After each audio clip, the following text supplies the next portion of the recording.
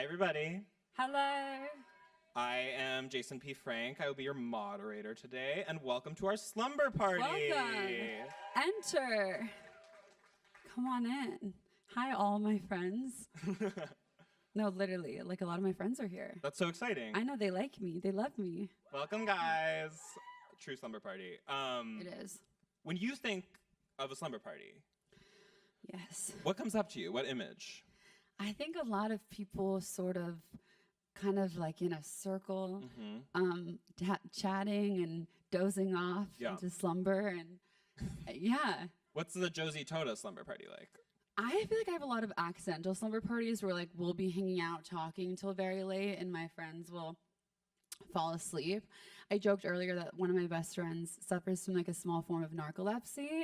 And so every day is a slumber party with her. Like, you know, at home, at work, in the car, when she's driving. When she's driving? Yeah. Okay, so that's really more of a wake her up party. Sometimes it is, yeah. You were quite famously, I feel, in a sorority at Chapman University. I was a part of one. Yeah. Yes. What are those slumber parties like? Well, so we actually were in a not in a sorority house. Yeah, okay. Because we went to a school where it was that didn't have that. So it was a much more low key type of situation. So I really just slept near the people who were in my home, which were just my friends. Just your friends? Were they also in the sorority? Yeah, some of them. One of them was here. Where? Shout out Allison. Hi, Allison. Do you identify as a sorority girl? No. To be honest, when I tell people that I was in a sorority, they are so gagged because it feels very antithetical to the human that I am. Though our school was so much more chill. It wasn't like I was at Bama. Yeah. And would I, be in one again? No. Okay. Would I try to abolish Greek life? Yes. Why?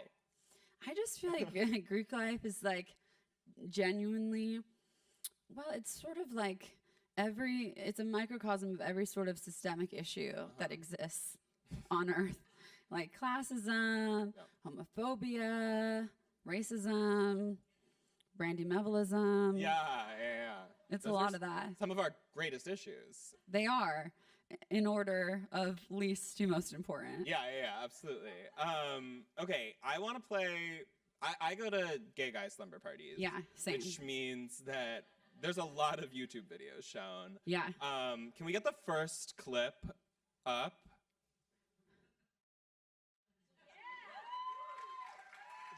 So that's on Saved by the Bell. You famously play Lexi. Somewhat famously. So famous.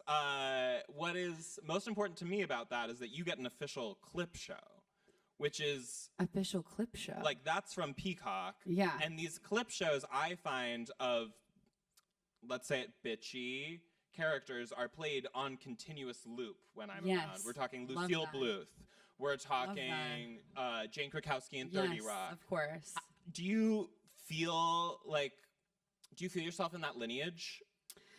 I mean, that's sort of a lot to say for yourself. No, but like, it doesn't need to be on their level. Yeah, but, like, I identify with being a bitch like that. Yeah? Yeah, in that way, just a little aloof, a little crazy, a little fun, a little quirky, a little Jane Krakowski. Yeah. Yes. Krakowskian is used to describe you a lot. It is. It is a great term. What does it mean to you? I think it means just like fun, and bubbly, and everything. There's like an over-the-topness too that like the thing about Lexi that I love is that you don't like betray that you're an actor playing her. There's no wink at the camera ever. Right. Sure. Like you're just giving full maniac in a way that's so special, I find. And scarily so similar to me as a person. Is it? Maybe sometimes, I don't know. What do you feel is similar between you and Lexi? I think that just like, she's sort of like, I just will talk to anybody on the street about anything.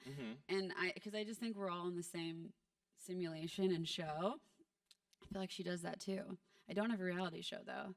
Although at one point, I almost did. Really? Tell me about that. Well, I was offered it, or there was talks about like a reality show in college. Whoa. By MTV. Funny enough, we don't really talk about that anymore. Isn't that random? Yeah, that's so random. I think we realized that would ruin the career that I didn't really have yet. So we didn't do that. why would it have ruined your career? Why didn't you want to do it? I just feel like maybe it's good that people don't see everything. Everything? Yeah. You wouldn't want to give yourself over to a complete reality show? Yeah, not yet.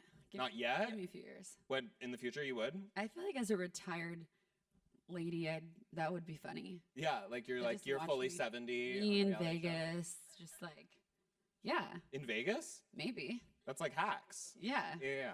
I think, me, like a younger comedian giving me notes. Yeah, that'd be really special. You're a producer on that show. On Sit with a Bell. Yes. Yes. Can you describe I don't fully understand what producer's duties mean in that situation. Usually nothing when it's an actor. Okay. It's kind of like a vanity title. Though it was important to me because there was no sort of queer representation out of all the producers on that show, and I felt like because the character's trans, which I also am.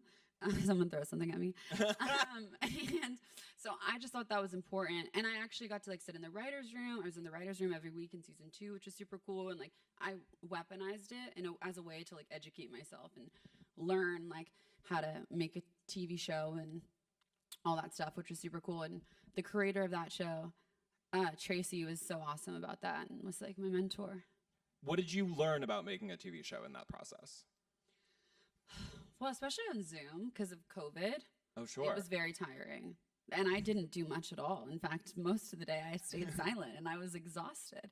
And it was also very nerve-wracking. I was really nervous. Even when I would pitch something, I would literally get crippling fear. It kind of took me back to high school when I was asked to speak in class and would sort of just panic. But yeah, I learned a lot. So you're currently speaking in front of a room full of people. This is fine, though. This is fine. What's the difference? I don't know. I think my friends are here. Okay. Yeah. You didn't have any friends in high school? I did, but I also went to a Catholic high school. Yeah. Yeah. So it was a lot of normal people who were cool and normal. I didn't know that the etiquette of being in a high school was I would call my teacher hey Rebecca, and you know what I mean. It's Miss Polliner, get it together. It's a lot of that energy. Yeah, so I think it was scarier for me to be in those spaces.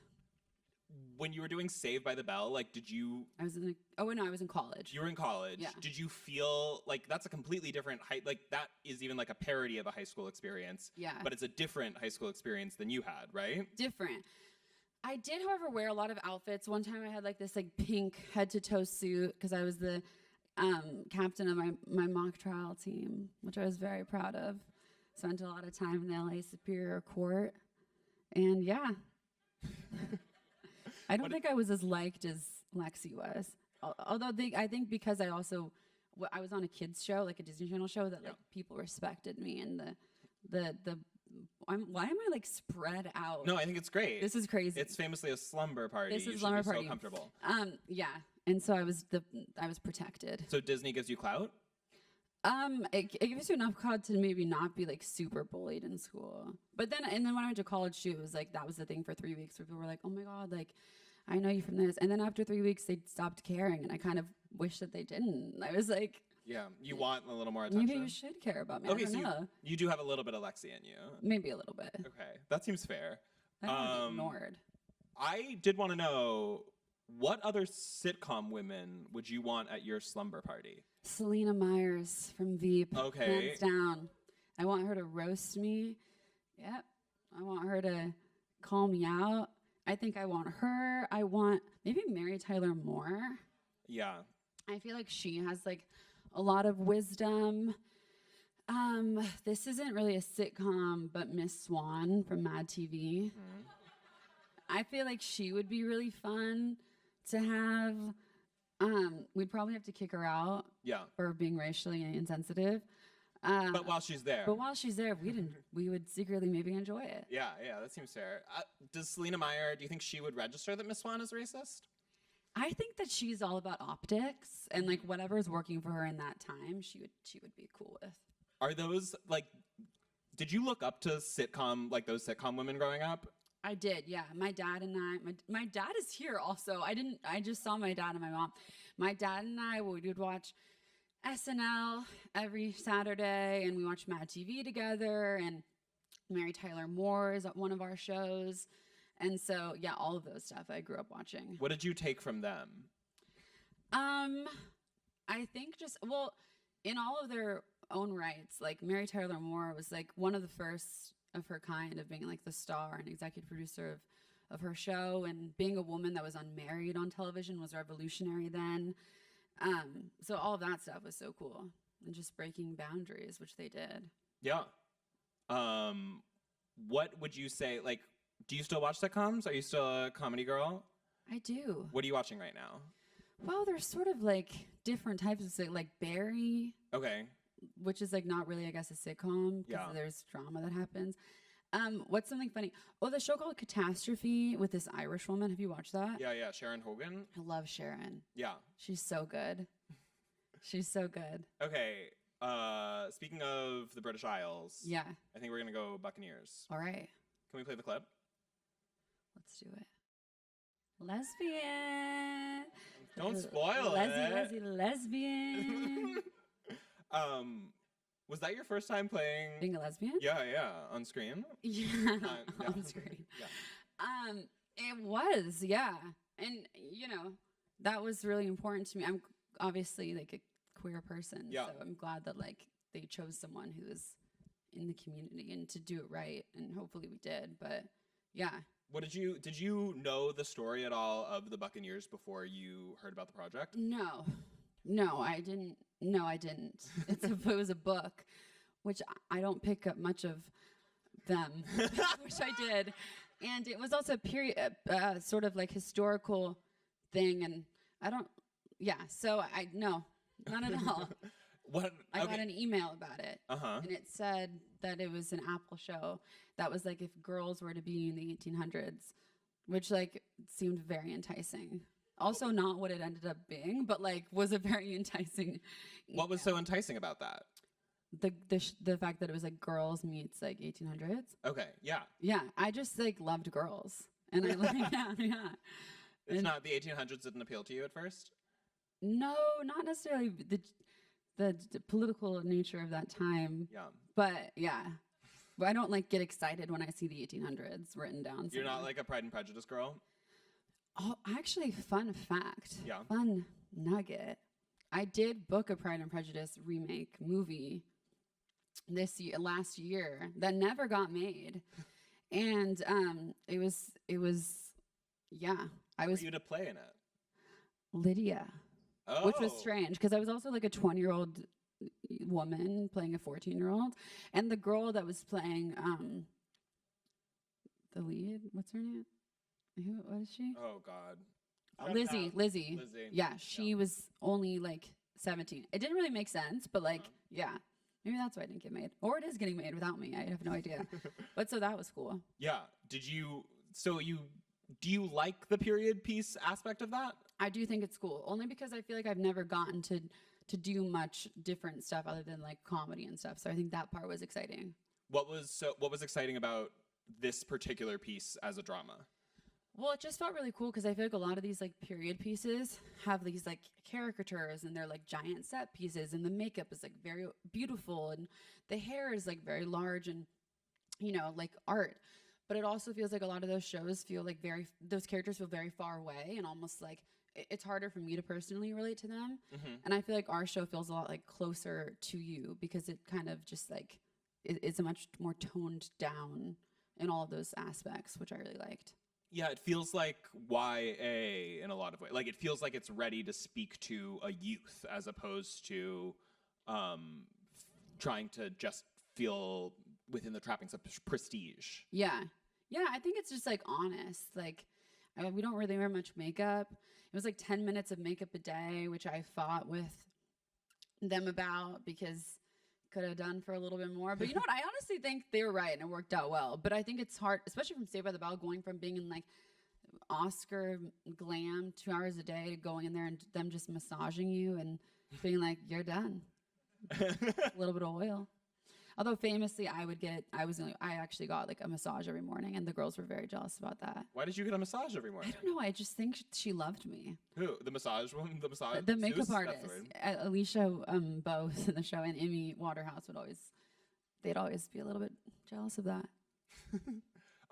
Did it feel like, so you shot in Madrid and in Glasgow? No, in Spain. Not in Spain, in Scotland. I would have loved to have been in Spain. Okay, there's definitely misreporting on that. That's right now, crazy. That's misinformation. That's how shit goes crazy. Yeah, absolutely. So no one reporting on this. Fake news. Say that you were Everyone is. It's on. So just in Glasgow? Just in Spain, and yeah, I loved Scotland so much. In Edinburgh and Glasgow. Okay, we were all over. We actually moved hotels like 44 times, which is wild. I felt like I was on tour. Yeah, that is like you're on tour. What was the experience of shooting in Scotland like for you? It was really cold. It was nice. It feels like a country that like was built for humans, and the sense of like everything just like was really easy to go around. Like you can ride the bus for free if you're under 23, which was something I never did. But like if I wanted to take the bus, I would do that. Yeah. Yeah. What was it like to not be a producer on this show after having had that access for Saved by the Bell? Did you miss it? Well, it was cool to just like show up and like work. And also it was with a lot of very prestigious actors who, you know, had gone to drama school, and where my routine would be, you know, Nicki Minaj and a little shake of the butt. Yeah. They would have done like a Shakespearean sort of soliloquy before coming onto set in just in their trailer alone. So that was really cool to learn from those people. And I think they learned a little bit from me as far as like the loosening up part of it. But the producing part, yeah, I mean, there are some parts where I'm always pitching stuff and saying stuff to them and trying to like get ideas in, because it's hard for me to not. Did you get any ideas into the show? I did. There was one point where it's actually, I don't want to give too much away, but it's like the penultimate scene for my character that I got to sort of kind of write, based off of just like, we had gone back and forth because this character is obviously queer, if you couldn't tell from the Leslie action. And they really wanted it to be a story of like a girl that was not traumatized. And I thought that was cool, because a lot of like period pieces and just like representation in general of like queer people has to do with trauma. But I also wanted it to feel like authentic, and that like we weren't ignoring the like socio-political climate of like being gay. Like you're not just like, I like girls, and someone's like, yeah, you do. You know what I mean? It's like, it is the 1800s. Well, it's like, what is that? What does that mean?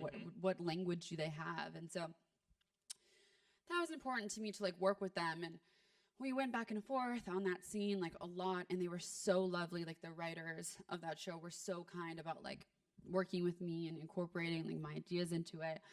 And I like randomly, I was at dinner with Mia, who plays Honoria, who's the girl in the closet with me, literally. Yeah.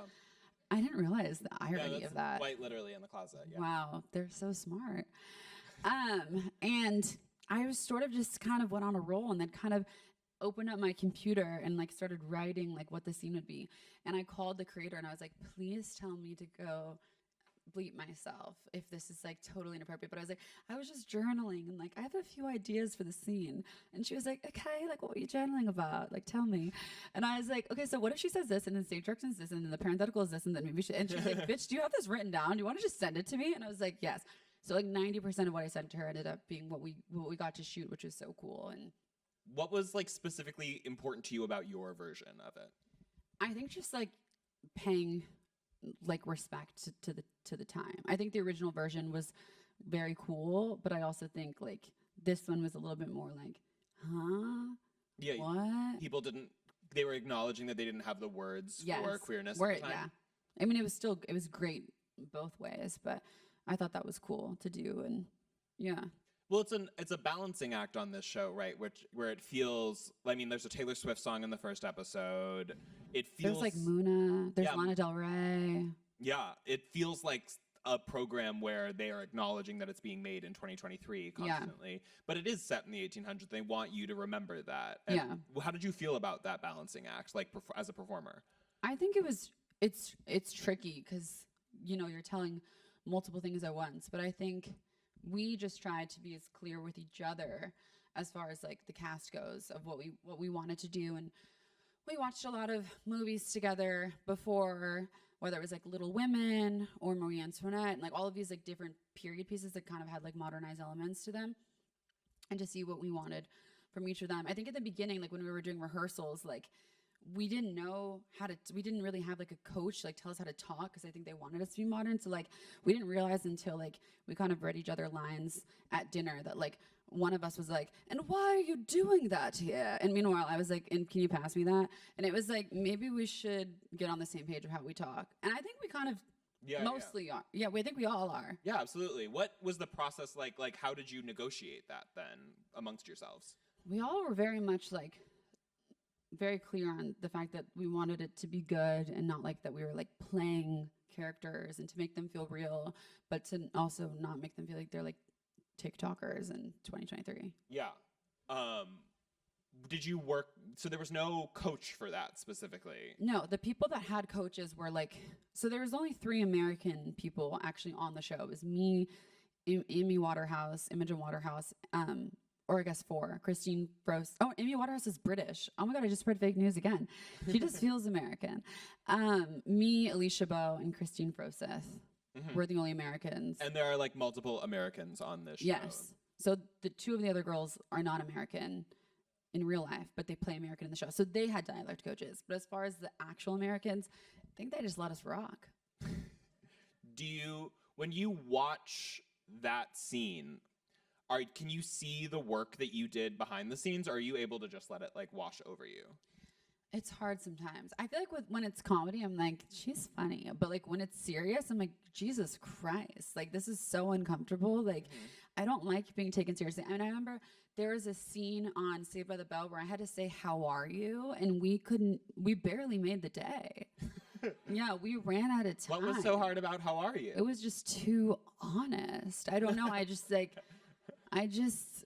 It was too much for me. And now I'm having to say a lot more than how are you? Yeah, that's so true. Do you want to practice a how are you that's earnest right now? Yeah. Do it. How are you? Whoa.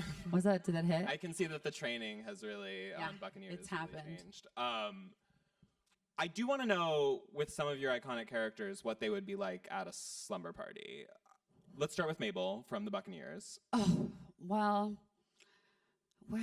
I feel like she would try to do something a little frisky. Mm-hmm. She seems like she would do a little inappropriate, like consensual, inappropriate romantic activity. Oh, she's ready to get. Yes, not that like just because she's gay, but because she's like that. She's down. She's the one pushing that forward. She is. She's the one who reaches out to the clavicle. She's the dom there, yeah. Yeah, the dom?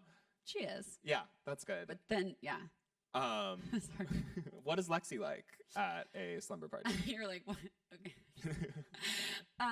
In a slumber party, I feel like she'd have it all planned. She seems very Martha Stewart in that way. I feel like she'd have like snacks and bowls. Well, she would have hired people to have done that. Yeah.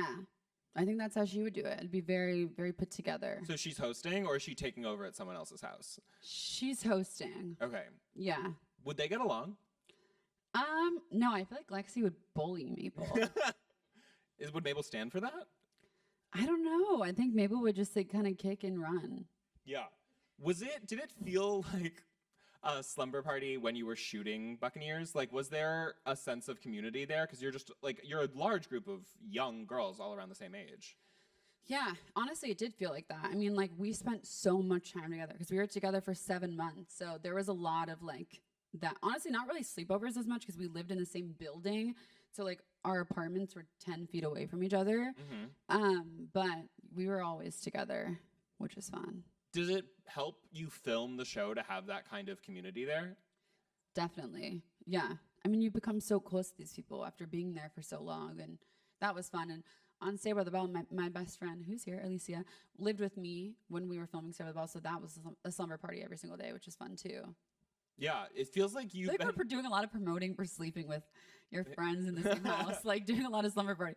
Yeah, it's a slumber party. That's so true. Event. Yeah, we have little robes. We do. Yeah, we do. Very important. But yeah. when you look forward in your career, what are the, like, because you've done now hard comedy. Yeah. You've done. Oh, hard. It's hard comedy. Yeah. It's like, it's a straight up comedy. Solid, hard. Yeah. For sure. Okay. You've done a YA drama now. What is it that you like feel you need to expand into? Well, I got to do a horror movie this year, which is really fun. What's it called? It's called Faces of Death. So it's a very happy film. I don't know if I can watch that, but maybe at a slumber party. You might like it. Okay. There's some Charlie XCX is in it. Oh. That's not assuming anything. We did walk out to Charlie XCX. We did. Yeah. So that's cool. I'm in it. Yeah. That as well. What was exciting about a horror movie for you? Well, to do a horror movie because I had never done something like that before, but it was really cool to be scared and like I don't know, like blood, like all of that is fun. There's a lot of earnestness in a horror movie. There is. You were able to get through it? I think I was genuinely scared at some points. Like, do you know who Dacre Montgomery is? Yes. Do you guys know who that is? From Stranger Things. I haven't acknowledged you guys enough. Let's cue y'all in. So he played a very scary person, which was hard for me because he's very attractive. Oh yeah. And so I really had to work on being scared of him. But yeah. So who do you like? Can you describe your character in the film? Yeah, I'm sort of just like. Kind of like a doink. Like I'm just like a girl in college that like she loves Instagram and TikTok and she just is like just a bit of a dud. Like a ditzy? Yeah. Did you like that? Yeah. Like playing the little bit ditzy? I think it was fun. Most of your girls are pretty smart. They are. Was it fun to let go of that? It was, yes. It was because it's also like I know that girl. I went to college, so like I know so many of them, and I was happy for them to get their representation in that way. So what are the essential components to playing an iconic ditz? I mean, you have to have extensions, highlights. You have to show skin, midriff. Yeah. You gotta be a little naive, a little ditzy, a little dumb, a little, yeah. Who are your icons of ditziness? Ooh, my icons of ditziness. Who's even ditzy in this world? Well, you have movie ones. You've got your That's Karen true. Smiths from Mean Girls. Yes, she's iconic. Her. Anyone on the news, like I feel like they're a little ditzy. You know that woman who was like the Mount Everest thing. We'll now talk to a man who climbed Mount Everest, but he's gay. No, sorry. He's blind. I'm obsessed with that. I love all the news fail and all that stuff. Do you watch those a lot? Is that where your character work comes in? I do. I love the news. I do famously watch the news. Really? I watch all the news. I watch Fox News because you got to know what other people are saying. You just straight up watch Fox News? I swear to God. That's like self-harm. It is in a way, but you have to know what everyone's saying. I got to be knowledgeable. I can't, how am I going to, keep up the fight if I can't know what the other team is doing? Saying? Yeah. What did you learn from watching Fox News? A lot of bleach. A lot of bleach, a lot of bad tan, a lot of bad fake tans. Yeah, a lot of masseter Botox, I'm realizing. I don't know what that is. It's sort of like Botox and the masseter. Oh, and that is this job? Yeah, a lot of Fox News people have that. Okay, that's really important. Yeah. Okay, what else? So, what else are you excited to do? Like, what kind of project would you want to be in that you haven't filmed yet? Ooh, I would love to be in like, I don't know, like crime, like not horror, but like a Mayor of Easttown, like. Oh yeah. Yeah, like kind of like that, or like Sharp Objects. What kind of a character would you play in that world? I just love like how dreadful Amy Adams' life was in Sharp Objects, and like just how depressed she was. Like I just feel like I like how blue she was. You want to be blue? Yeah, a little blue. Yeah. Put some blue on. Yeah. Okay, I think it's time. It is. When I conceptualize a slumber party, fun fact, I think of being around a bunch of gay guys, as I said, and watching a bunch of YouTube videos. Yeah. So we're going to share some of our favorite content, provide some commentary. If we could get my laptop up on the screen. We could see, we could watch a video that I made on YouTube when I was, I think I was like 8 years old. I was 5 years old. 5 years old? I think I was 5 or 6 years old. Okay. It's called Nana's Big Butt. And I made it when I was, I think, 5 years old. And it was like the first YouTube video that I had. Well, this is the second show of Do You Know What Your Nana's Butt Looks Like? Well, you'll see what my Nana's butt This is looks not like. planned, by the way. I'm going to have a secret conversation with her. So she can turn her back and her butt on to YouTube. Just wait a moment, and I'll be right back.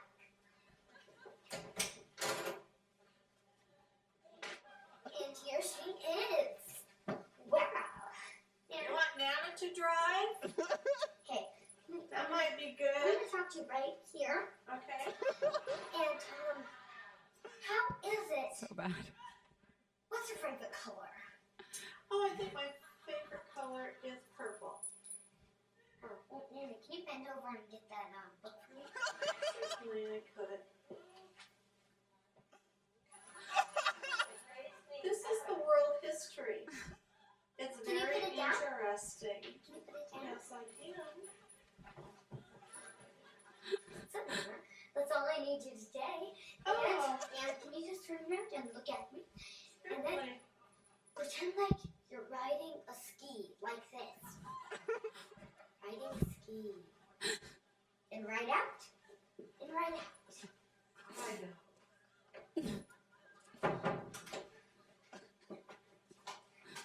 Do you see her butt? Well, that's what my grandma's butt looks like. Go on. I want to see my grandma's big butt.com. Thank you, and enjoy our third or fourth episode of My Nana's Big Butt. Thank you, and have a nice day. Call it Paul Bubba Sparks. Yeah.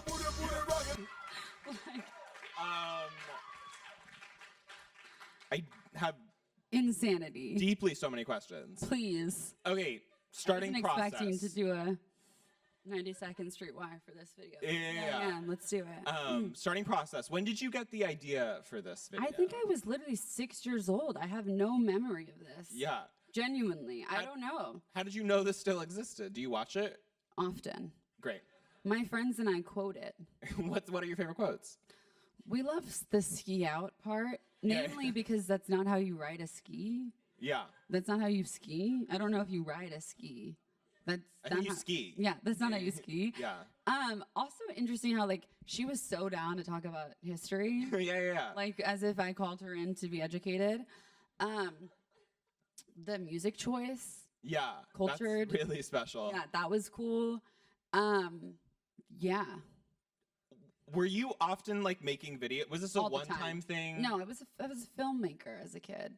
Just, always filming stuff. Sure. Oh, I don't know why I sounded like a 40-year-old woman. Like my voice was like I sounded like Kate McKinnon in the sound of my voice. I don't know, but I would do like, videos in the car, and my brother and I would put on performances where I would make him hold the spotlight at the top of the staircase, and I would do dances and stuff. And What about that version of you do you think, like, are you like, oh, I feel like I'm still the same person a little bit? I mean, just a menace. I mean, Yeah. I feel like there's a little bit in there. You know what I mean? There was a big menace in that Yeah. video. Yeah, Like, big that is menace. bullying. I haven't asked my grandma in recent years how she feels about that. But my family did that often. We would make videos of each other. We'd play pranks. One time, my lovely brother, he really loved this one type of food. It was a burrito, and he had been dreaming of this burrito all day. And one day, And he wanted to make sure that the burrito was still going to be there by dinner time. And my entire family, my cousins, did you hide the burrito? Yeah. Did you hide it or did you throw it away? Or like, and you said that it was already eaten, right? And my parents hid the burrito and said that they ate his burrito because they thought he didn't want it. Mm-hmm. And it's the most insane video where he's like, has a mental breakdown. It's not on YouTube. He has a mental breakdown, and bless his heart, for us hiding this burrito. He was a child, and we hid his burrito, and it was crazy. So you have a malicious family dynamic. Yeah, we're evil. Okay, great. Anything else you want to show the class? Do you guys have any favorite anything? Things? Okay, we're going to do what you mentioned earlier then. I want to see some commentary on Phineas Pierce Glee. Oh, this is a great video. This is, when we mentioned that this was happening, Josie went, oh, that's what we're doing. Well, they were just like, I want a music video. And I was like, well, this is a music video. So we're going to watch this, and we can pause at will for any commentary that shows why you think this is so special. Okay. Ready? Do you feel like any of you as an actor comes from early musical theater? Definitely. Well, I once was I would always try to do gags. I was always like, this is the thing with me being unserious. Even when I was doing a serious thing, I was in Mulan when I was younger, and I dyed my hair because I wanted to look like her. Wait, did you play Mulan? No. Okay. And they just wanted to. Yeah. Okay. And I, right, yeah. at one point during the show, we did a little like cabaret type like kick. Sure. Yeah. You know what I'm talking about? Like a kick line? Yeah. And I just sort of accidentally, for the gag, like kicked my little ballet slipper off and like hit a lady in the face in the front row, which caused them to stop. For the show first, it was like people were a little concerned. So I was always just like pulling pranks. You know what I mean? Bit of a prankster. You're very George Clooney in that way. Yeah. Do you pull pranks on set? That's such a good question. Thank you. I feel like every interview ever, they're like, any pranks on set? Well, it's like, I wouldn't bring it up. For me, it's like, yeah. Yeah, like, I'm the only person that's like, I do pull pranks on set. What have I done? What have I done? Did you do any on Buccaneers? We would be getting an exclusive since this is the first time you can talk about it. I would sing a lot on Buccaneers. As far as pranks go, I don't really know. I mean, there are a few giggly people who would try to giggle and try to make you laugh. Mm-hmm. Like in this, they try to make you break in the scene. I wasn't one of those people because I was scared that I was going to lose my job. Yeah. But yeah, as far as pranks, not much. I think you need to bring back Grandma's big butt. I do. I think I was a little too well behaved. I'm really trying to think. No. Why are you like? Do you feel like? Are you actually scared of getting fired on those sets? On every set, I feel like I have the syndrome that like every day is my last. Mm-hmm. Do you know what I mean? Yeah. That I'm like, something's gonna happen. Like I'm gonna say this word wrong, and then Mr. Apple is just gonna like fire me. Every time I get a call, I think it's someone firing me. And has that happened yet? Famously, I was fired from one thing in this world, and it was a Nickelodeon pilot in which I was the lead. And I guess I just sort of, I was a kid, and I think I'm really giving you guys all the tea. Yeah. I twerked a lot, I guess, and they felt that it was like, too overtly sexual for the show, and like, I had just like. How old were you? I think I was like 12 or something. Whoa. Yeah. And I think they just called my mom and were like, we don't have to have your kid back tomorrow. I swear to God, there's only one thing I ever was fired from. And it was only because I twerked, right? Mom? I just sort of twerked a lot. I did a lot of like gyrating on the floor. Uh-huh. Because it was like a dance scene. And I think they were just, I think I was a liability. For twerking too much? I think if they're like, if they're going to twerk, then what else are they going to do? Yeah, that's such a good. Which they're not wrong. Did the pilot go? No. Oh, so no big loss. Yeah. Good. I was paid like $40 for it. So it was fine. Okay, we're gonna finish Britney S. Pierce, everybody. We're still watching it. We are. Come on. Oop. No? Can we get it up? Maybe we're not. I think they're over it. That's okay. Yeah, great program. I loved being on Glee. That was fun. I got Wait. mono from it. Yeah. Which was cool. We all kind of spread it around to each other. How long was the shooting day for Glee? Well, I was a kid, so I could really only work like 10, Right. 10 and a half hours at the time, but they would kind of push it a little bit, which was, not really. But it was fun. And they also, I couldn't really be there for a lot of the dance rehearsals because I couldn't work that long. So my mom had to like teach me them at home. Which is still working, to clarify. Which was still working. And yeah, it was just such a funky time, you know. What year were you on Glee? The last year of it, The last season. which was honestly crazy because growing up in Davis and watching it every single week religiously with my family, Yeah. and then being on it was to this day is the only time that I've ever had that kind of like starstruck moment. And then I really thought I was only going to be in. I'm touching your hand; it's so important. I thought I was only going to be in one episode, and then I like got to the set, Right. and this kid that like had kind of been rude to me at school at the time had come up to me and was like, "What are you doing here?" And one of the ADs was like, "She's on Glee." She didn't say she's, but we're gonna say that. And he was like, "Oh, like just for the week?" And they were like, "No, for the whole rest of the season." And that's when I found it's like I found out like that it was like That's a on the day. magical way of learning that you're on Glee. And I was like, "Fuck!" I didn't know that I was gonna. So it was very much like Sunny with a Chance vibes. Yeah. The reference from Disney Channel. Yeah. Yeah, Disney Channel star. one of the most profound programs of our time. Wait, what year was that though? Like, do you know? It's like 2015 last season of Glee? Yeah. Okay. That's a really They know. Yeah? 2014. 2014. That's a really special time to be on Glee, I feel. It was interesting because, you know, we were all playing high school students. I was 13. They were 30. And so that was nice.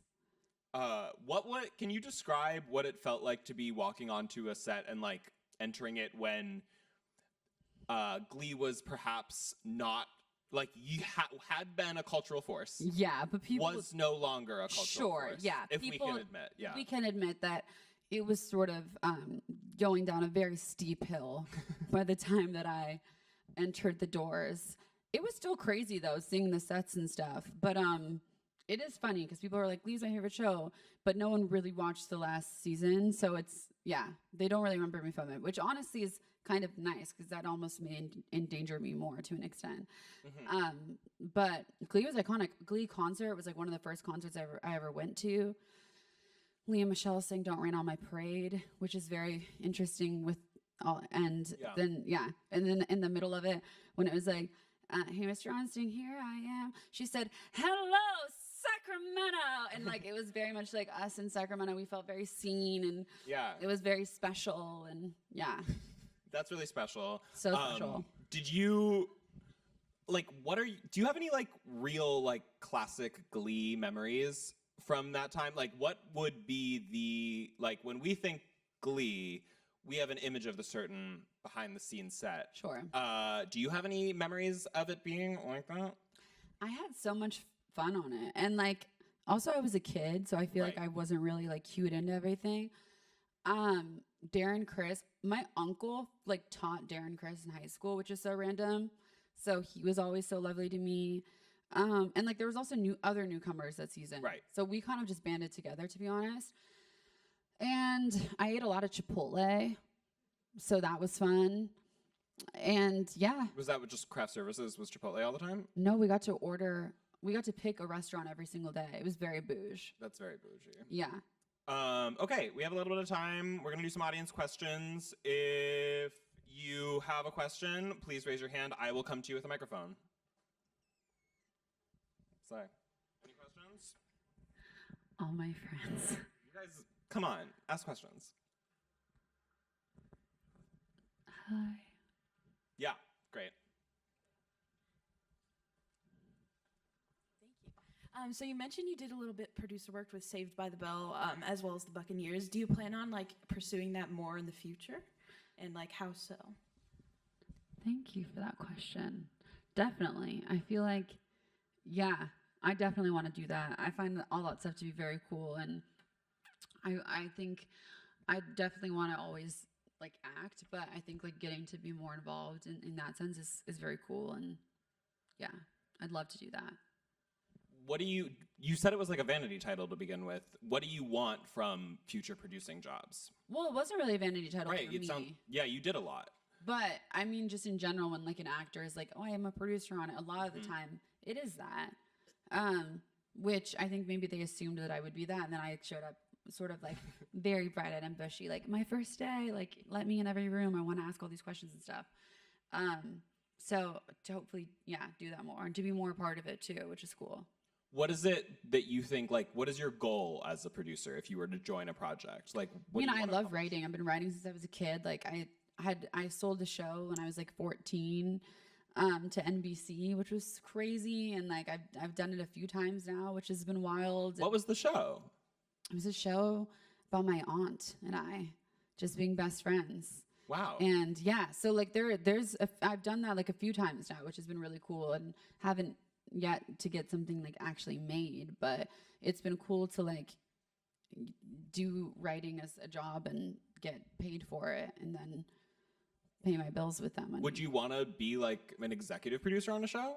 Create something? Why not? Yeah. Why not? Yeah, high in that title.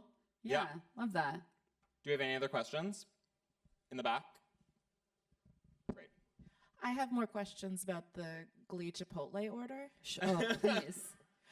What was your go-to order? Has it changed over the years? What other restaurants were at play? Incredible. Such a great question.